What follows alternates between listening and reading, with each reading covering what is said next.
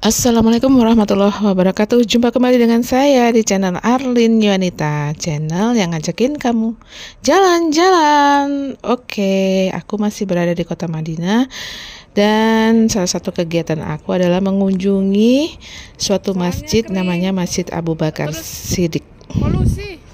Oke, kita kenalan dulu dengan masjid ini ya.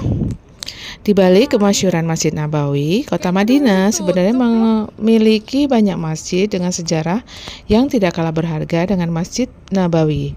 Termasuk salah satunya adalah masjid ini, yaitu Masjid Abu Bakar As-Siddiq. Masjid Abu Bakar As-Siddiq adalah salah satu dari 3 masjid bersejarah di sebelah timur bagian selatan Masjid Nabawi, berdekatan dengan Masjid Ghamamah dan Masjid Ali bin Abi Thalib.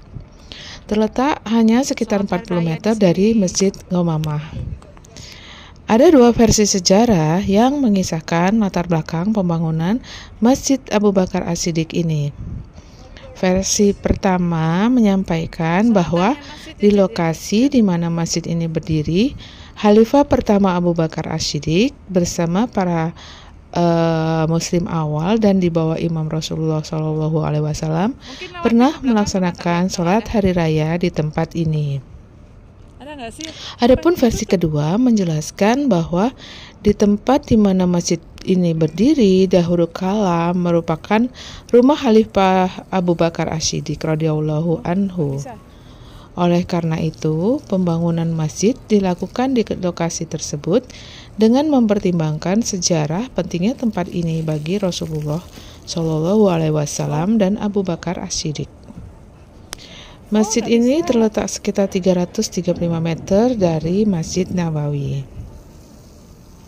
Masjid Abu Bakar Siddiq memiliki ukuran sekitar 19,5 meter kali 15 meter. Masjid Abu Bakar Siddiq awalnya dibangun oleh Khalifah Umar bin Abdul Aziz pada tahun 50 Hijriah. Masjid Abu Bakar As-Siddiq ini kemudian mengalami renovasi hingga mencapai bentuk yang kita lihat saat ini.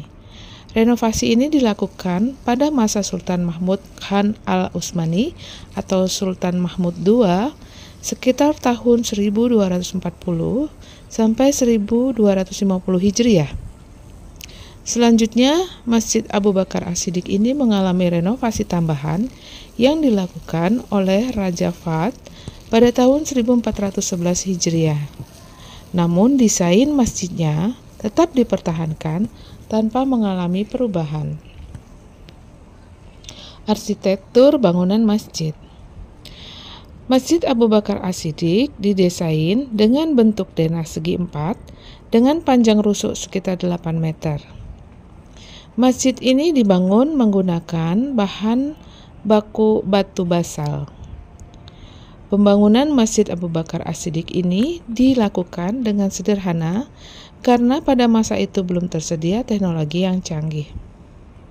Bahkan setelah renovasi terakhir yang dilakukan oleh Sultan Mahmud II, bangunan ini tetap mempertahankan keasliannya dengan hanya melakukan perawatan renovasi yang diperlukan.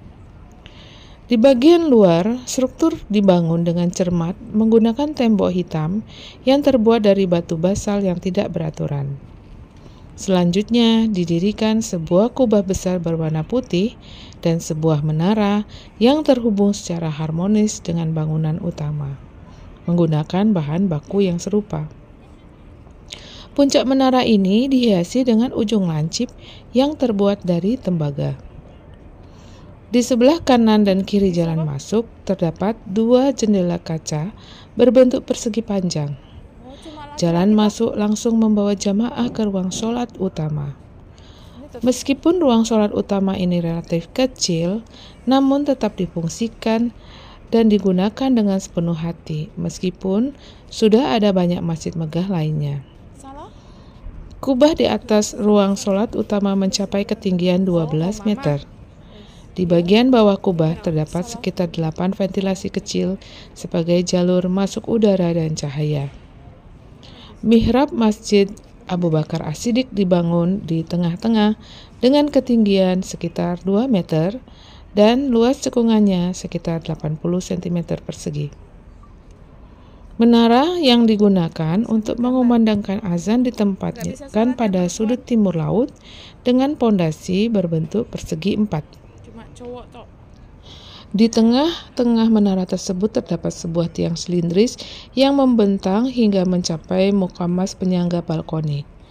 Puncak dari tiang silinder ini dihiasi dengan sebuah logam berbentuk kerucut yang memiliki ornamen bulan sabit di bagian puncaknya. Di sisi timur masjid ini terdapat sebuah teras berbentuk persegi panjang yang membentang dari utara ke barat dengan ukuran 13 x 16 meter. 13 x 6 meter. Pintu masuk dari arah utara. Masjid ini nyaris seolah-olah terletak di halaman Masjid Al-Ghamamah karena kedua lokasinya ini sangat berdekatan. Sisi dinding sebelah timur dilapisi oleh berbagai macam batu hitam yang tidak beraturan bentuknya dan susunannya. Dan terdapat juga kubah serta menara yang dilapisi warna putih, menciptakan kontras yang sangat harmonis. Masjid ini sangat terawat dengan baik. Walaupun saat ini tidak aktif digunakan untuk ibadah, pengunjung datang ke sana tidak hanya memasuki bangunan menjalankan sholat di dalamnya. Di sekitar area eksterior masjid terdapat papan informasi yang menceritakan sejarah Masjid Abu Bakar As-Siddiq. Pengunjung juga dapat bermain dengan merpati yang berkumpul di sekitarnya dan menjelajah jalan di sekitar. Bahkan ada penjual biji-bijian yang dapat digunakan pengunjung untuk memberi makan merpati tersebut. Meskipun jarang digunakan dan berada dalam posisi tertutup, tapi saat ini udah dibuka, nilai sejarah dari bangunan ini sangat tinggi. Oleh karena itu, bangunan ini harus tetap dipertahankan sesuai dengan visi 2030 Kerajaan Arab Saudi yang bertujuan untuk mencapai kemajuan di berbagai sektor tanpa tergantung pada ketersediaan minyak.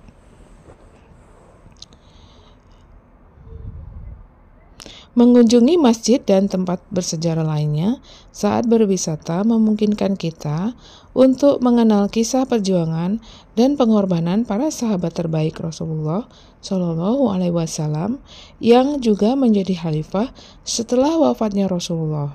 Semoga kita mendapat kesempatan untuk menjalankan ibadah haji dan umroh serta mengunjungi masjid-masjid bersejarah di kota Madinah selain Masjid Nabawi, Masjid Kuba. Insya Allah ya, amin. Sebetulnya ada juga Masjid Umar bin Khattab dan Utsman bin Affan, tapi karena keterbatasan waktu, aku nggak sempat mengunjungi kedua masjid itu. Oh ya, ada juga Masjid Bilal, lokasinya ada di luar kompleks Masjid Nabawi. Nah, Masjid Nabawi ini masih mengalami perluasan halaman masjid.